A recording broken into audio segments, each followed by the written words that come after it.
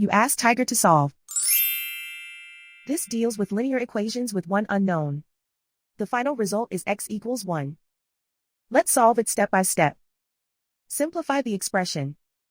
Find the greatest common factor of the numerator and denominator. Factor out and cancel the greatest common factor.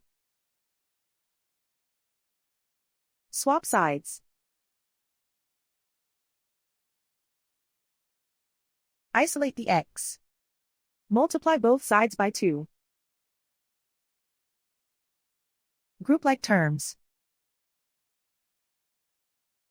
Multiply the coefficients. Simplify the fraction. Multiply the fractions. Simplify the fraction.